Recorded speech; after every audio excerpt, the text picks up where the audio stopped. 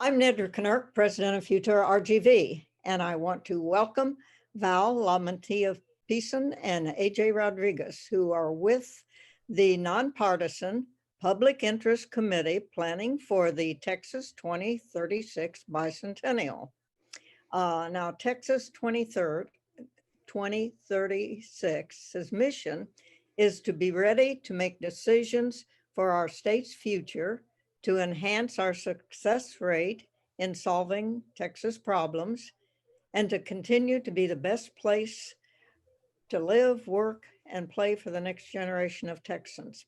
Now, Val is a board member and better known to us in the Valley as the owner and managing partner of L&F Distributors, and she is a very valuable leader with many community organizations.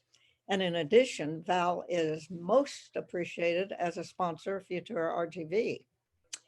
AJ Rodriguez is Executive Vice President of Texas 2036. And prior to joining Texas 2036, AJ was Vice President of Zachary Group, if I'm pronouncing it right, which oversaw large industrial facilities. He previously served with both the San Antonio Hispanic Chamber of Commerce and also the Greater San Antonio Chamber of Commerce.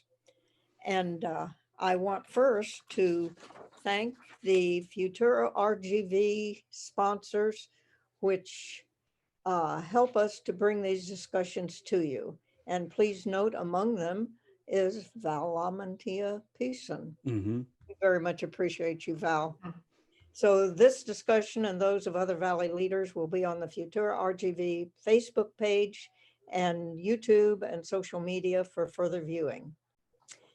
Now, in 16 years, our state turns 200 years old, and Texas 2036 asks, hey, are we ready?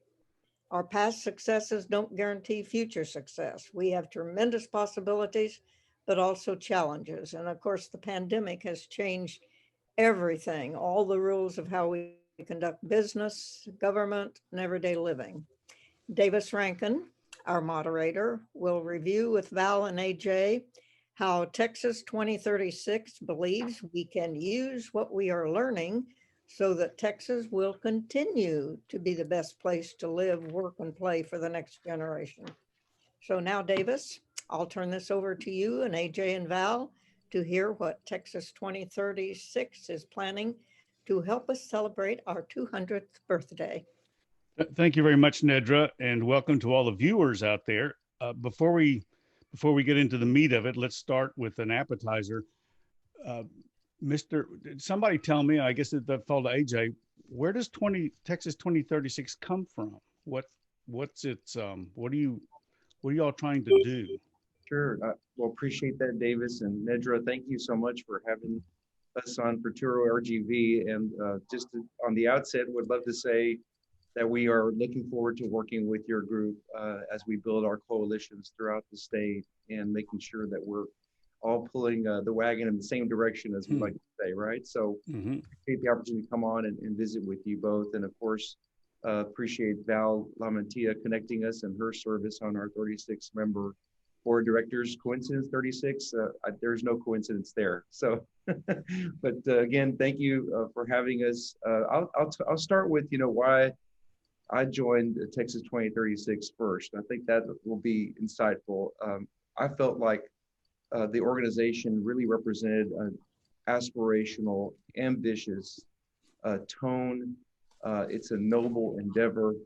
I was impressed by its board, obviously with Val and the diversity that we had in this 36-member board in regard to race and ethnicity, in regard to where they stood on the political spectrum, et cetera, and most importantly, their diversity of thought, I thought was very impressive to me.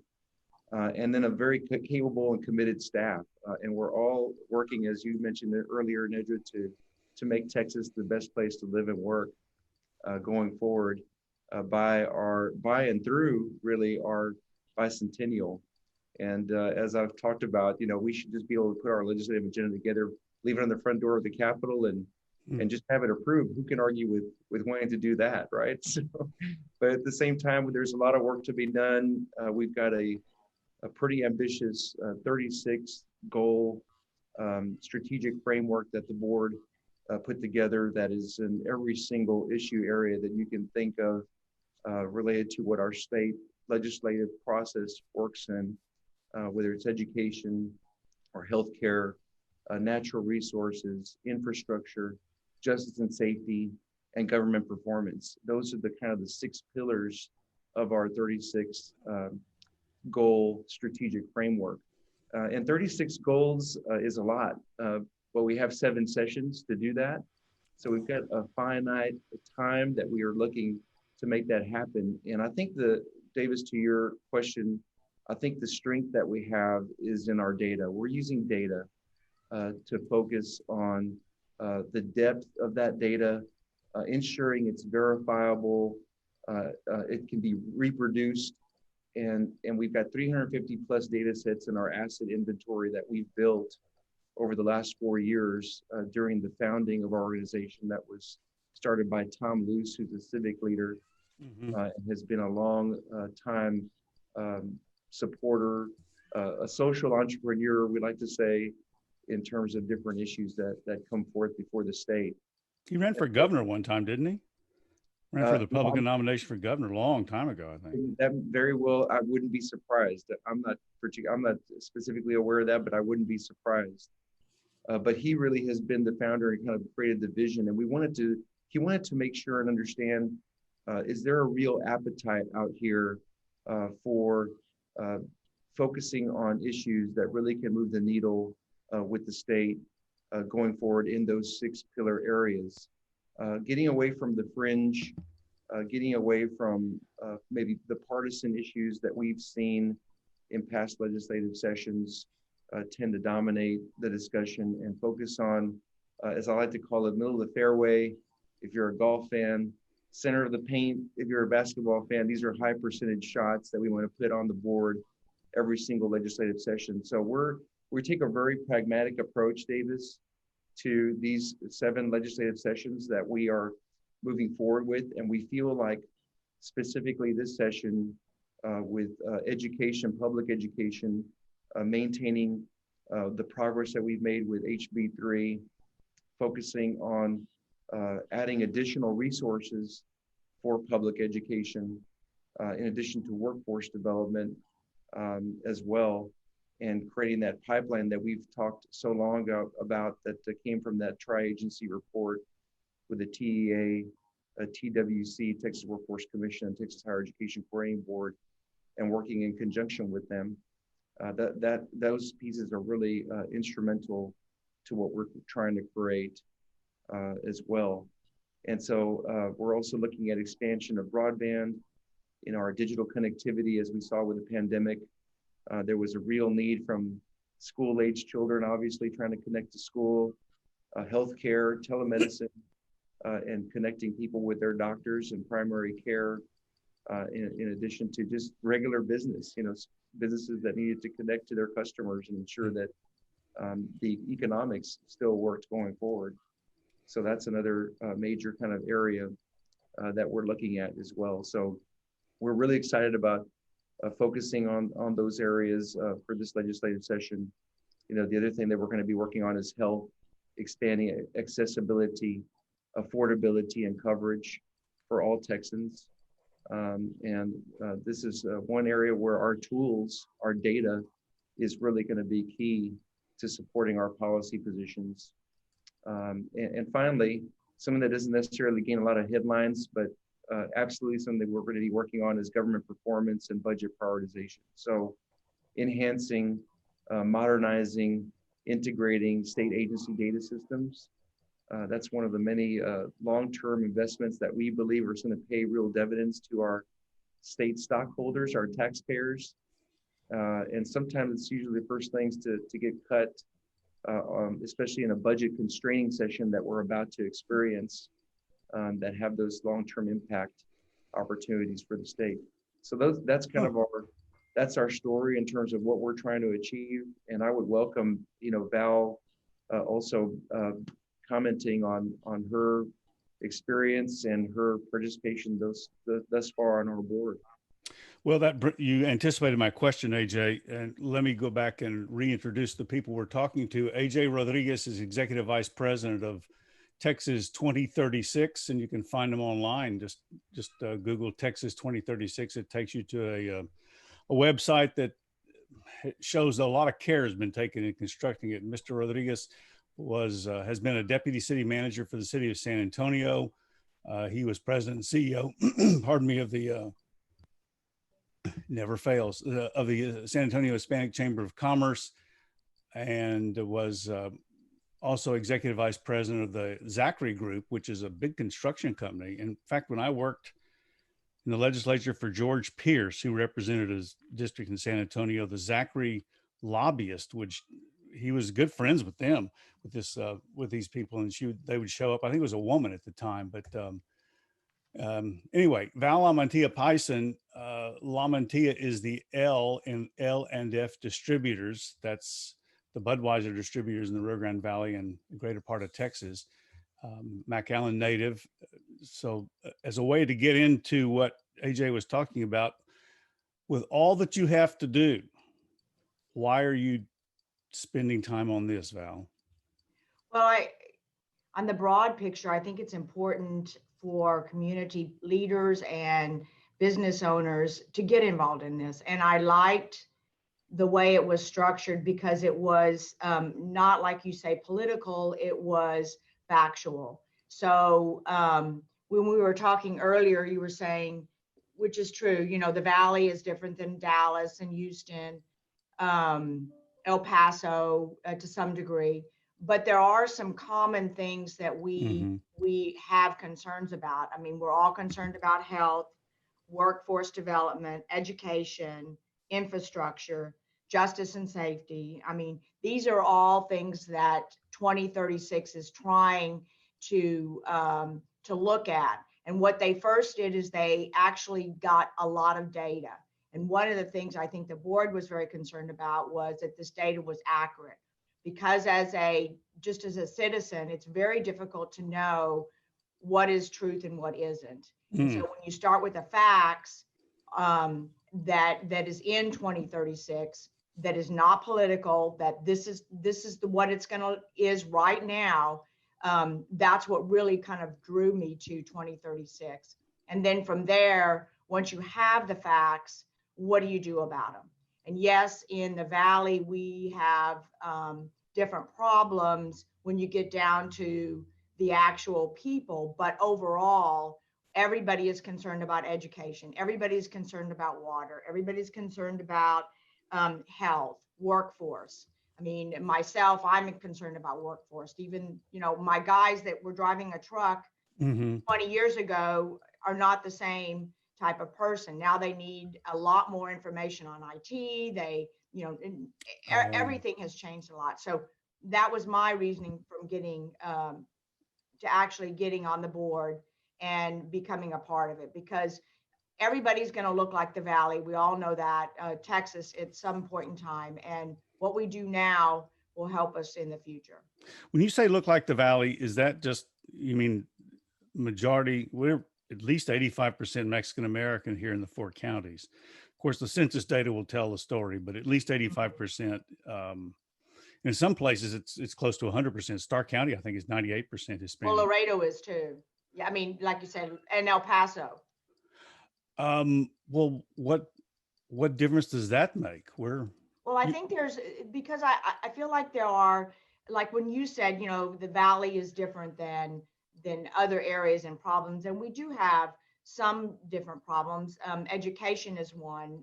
The language barrier is another. Yeah. So, I mean, I do feel like we have problems that maybe not everybody has, but as we grow and immigration becomes a bigger part of what we're doing, I do feel like it will look like more the rest of the state will in the future. One of what I believe to be a problem here, or a condition, I don't know if it's a problem, but let's say a circumstance. Davis challenge. Challenge. Yeah, it's a challenge. That I don't know if it's the same around the state, and this is based on what my children told me, which is that a lot of kids in school down here, their English is not very good. They go home and mom and dad are Spanish only, or their English isn't very good, and so they spend time in the language that makes them more comfortable, which is Spanish. Just like we default to English when we're trying to speak Spanish. I do when I try to speak Spanish. And then when I get embarrassed, I go back to English, and it works fine. But I don't know if it works fine in Amarillo, Dallas, and Houston. Do you all know if there's a lot of school children in north of here are also having trouble acquiring English because they're living more in Spanish, just as a circumstance of life? You know, that's a great question, Davis. I can't specifically speak to you know, data as it relates to Spanish speaking, but I can. What we do know is that only 30% of Texas fourth graders meet grade level reading standards, and that is an alarming fact. Yeah. So that's got to point back. You know, anecdotally, we can say that likely is also as a result of what's happening between, you know, the two languages, but also just getting those kids prepared. And that was before, to the point of this particular topic, that was before, you know, COVID hit us, and all these school closures that we've experienced. In addition to just enrollment has significantly dropped this particular year. 500,000 kids have, we wrote an op-ed on this, have essentially gone missing. Good Lord. From school. And it's, you know, as a result of what's happened with the pandemic, you know, that's why we felt like, you know, broadband expansion, for instance, you know, connecting these kids electronically, digitally, and, you know, virtually, is absolutely a priority for us. Assessments and ensuring that our kids, we understand where they're at, so that when they come back from, you know, from this post-COVID, hopefully we get this vaccine in order and can get these kids back in school. And once we get them re-enrolled and we understand where they're at, we can also develop what resources do we need to get these kids completely back up to speed and back on track. You know, we were already behind before the pandemic, and the pandemic in some ways put us even further behind. So how are we those kids, predominantly, you know, those that are in economically disadvantaged brackets, you know, back on track? So that is absolutely imperative for us. That's why we felt specifically that HB3 and the continuance of all the progress we made there, and focusing on additional educational measures, for such as, you know, maybe it's a tutoring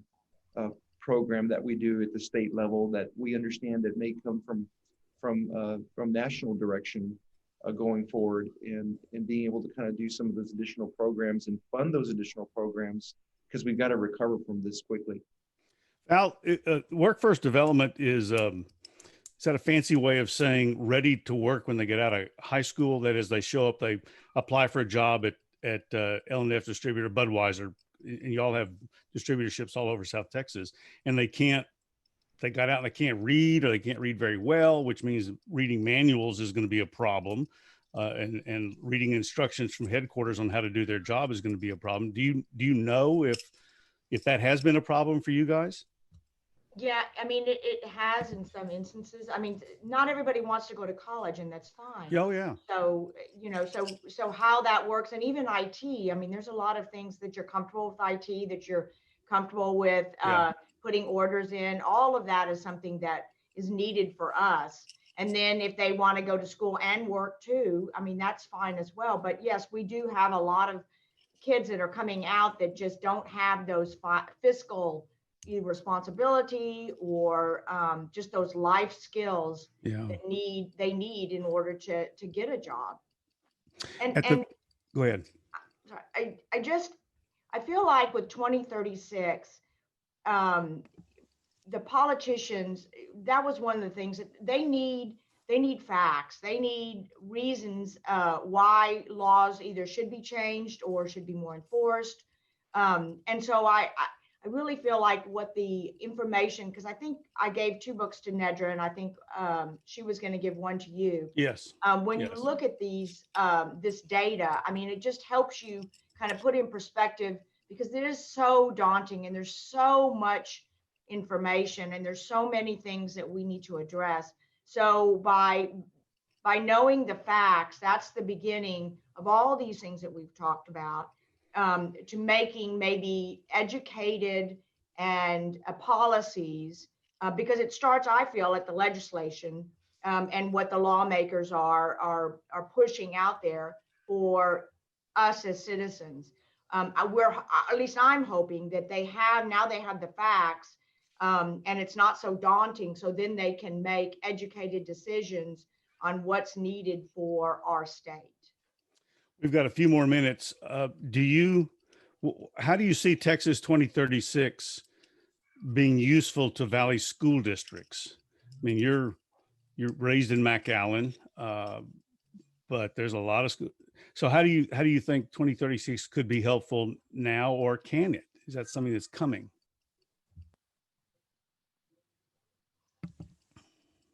I mean,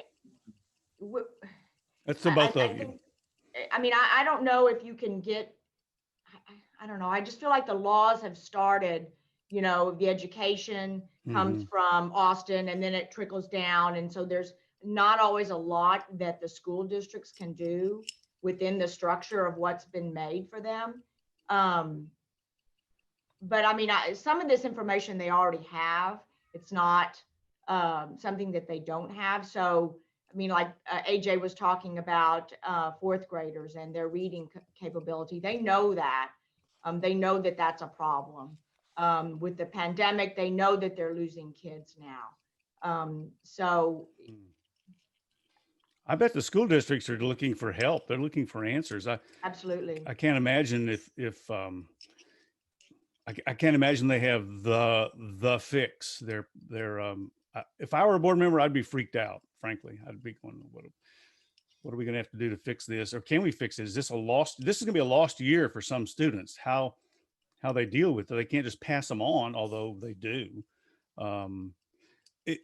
Texas has a hybrid system, I guess. In the Constitution, public education is a state responsibility, but we do it locally. Well, I'm not saying we should undo that. I don't know what, but that's a problem right there. This somebody help me, AJ. Tell me, you've representing Zachary, you've had to go to the legislature. I don't know what Val's experience has been, but you have to go to the legislature and say, this is what we would like you to do. And they tell you to get out or whatever. So what do you think can be achieved in this coming legislative session? Well, like I spoke about, and I think Val is absolutely on point when she mentions that, you know, there's some, you know, school districts kind of are at the